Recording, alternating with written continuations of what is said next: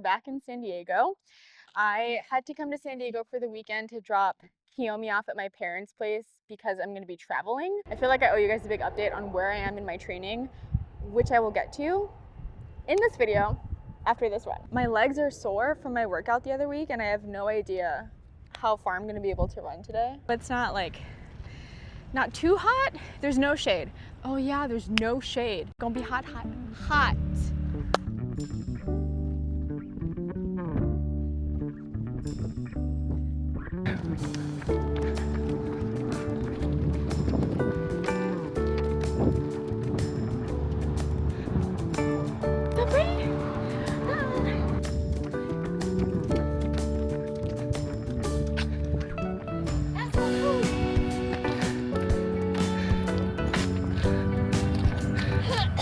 My diaphragm wasn't all there. Oh shoot, stop the Strava. I was kind of in the asthma pain cave towards like the final stretch, just because I knew that we were getting close. My body was like, okay, you're done. But I really needed that win. I didn't think it was gonna go that well. So I'm so happy that I did.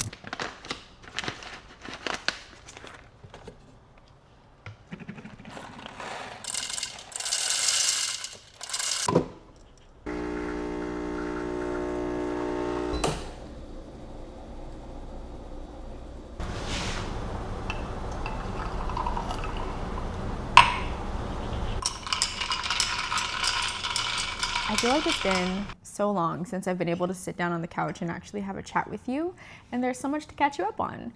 This summer I've been traveling a lot. I was in New York last month. I spent the past few weekends going up and down California, whether that was San Diego, all the way up to the Bay Area, and I'm finally back in LA. And it feels good to know that I don't have anything going on for the next couple of weeks until my trip to Tahoe at the beginning of August. So now's the perfect time to catch you up on where I'm at with my training. And if you're new here, I recently got into endurance sports, decided to sign up for a sprint triathlon, even though I have zero experience. And the race is supposed to be on October 11th. So when I first started training, I was having a lot of fun, and I'm still having fun.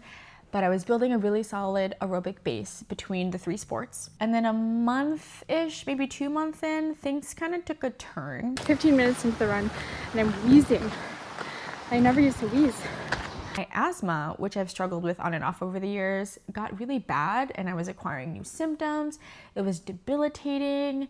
And so I went to the doctor, got an updated diagnosis. I have severe persistent asthma. I used to only have exercise-induced asthma. So what that means is I'm experiencing my symptoms 24/7, whether that is during physical activity or at rest. I'm on a treatment right now, a combination of 2 inhalers, an ICS inhaler and a rescue inhaler. But despite being on the treatment, the quality of my training sessions have just not been it. It was to the point where I was questioning whether or not this was even feasible for me right now. And then I had my run this past weekend, and when I tell you that that was the win that I needed to keep on going, it also made me hopeful that maybe my body just needed some time to adjust to the new medication. So this is where I'm at right now. I'm still gonna continue training for my race because my doctor didn't say that I had to stop.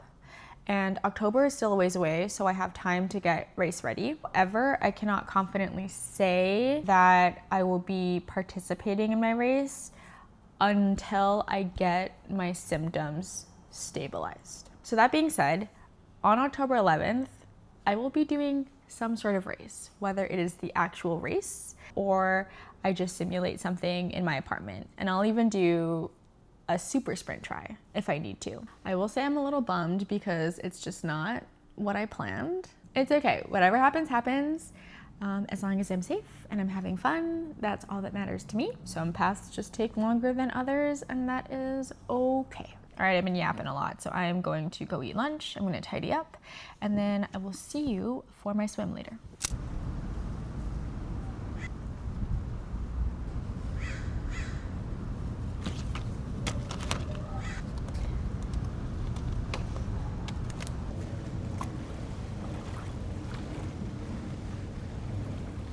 Going for 8 laps today with 30 seconds in between each half lap because I can't currently go back and forth without stopping yet. I think I'm doing okay, all things considered.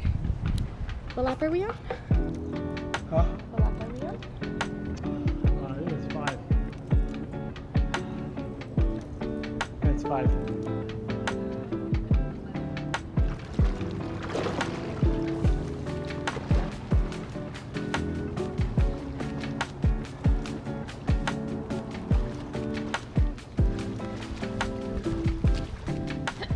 I breathed in underwater.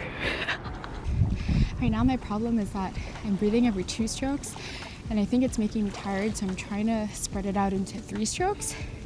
But it's hard and I'm not used to breathing on my left side.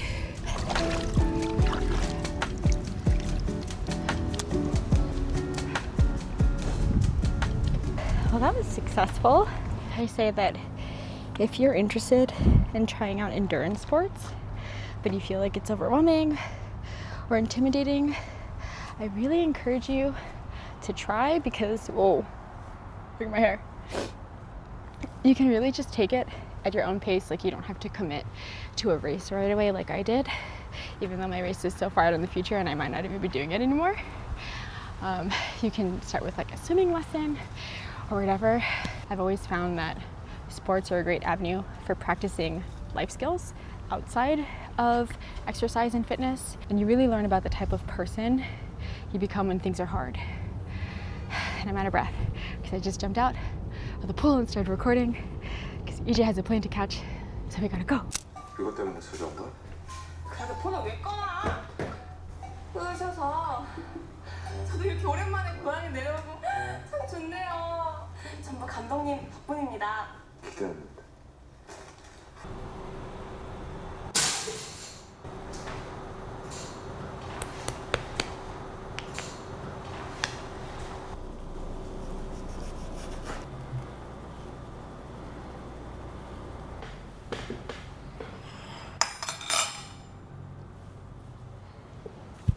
학교도 안 다닌 게. 내가 학교를 왜 안 다녀? 하나의 하이스쿨 못 봤어.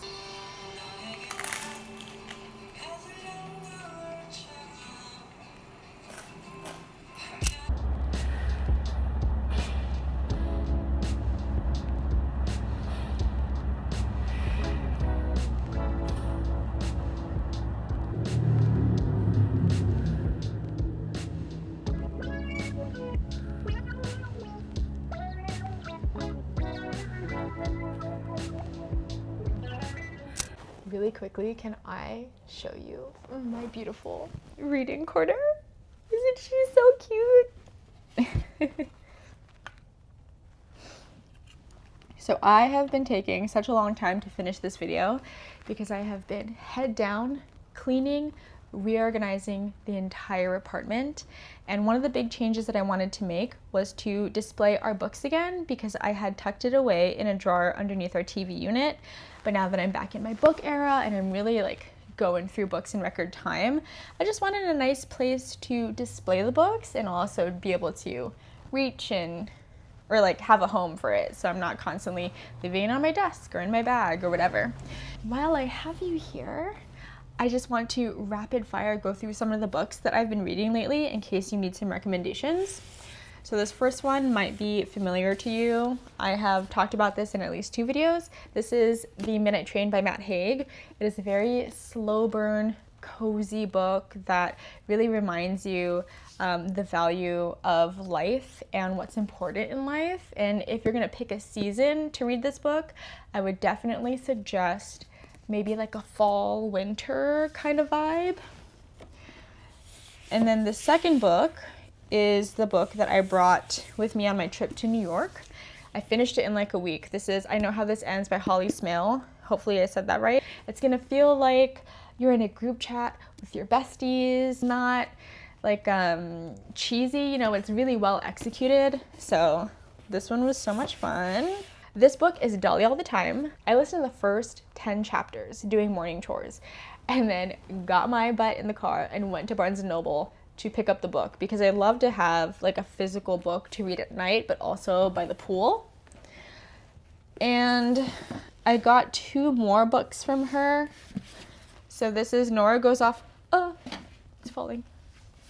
So this one is Nora Goes Off the Script, and I'm not sure if it's her debut novel, but I know it's one of her most popular ones. And then this one, Summer Romance, is what I'm currently reading. I'm doing like a half audiobook, half read. I don't know if it's just because it's summer, but I've been reading a lot of like cute romance stories lately.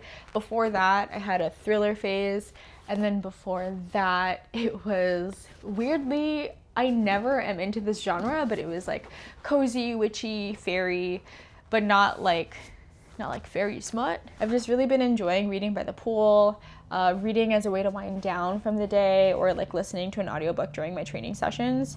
So it's weird how this whole like endurance sports YouTube journey has helped me reconnect with offline hobbies. It's weird how YouTube doesn't feel, I don't want to say toxic, maybe like as addictive as the other platforms. I'm gonna go finish cleaning the apartment now because you guys, like, here are the clothes. Can you see it? Here are the clothes that I took off the shelf that shouldn't even be there. I gotta find homes for everything. I need to finish cleaning, especially before my best friend comes over next week. We're gonna have a girls' day. So I'm gonna clean everything up, and then I will see you in the next one. Bye.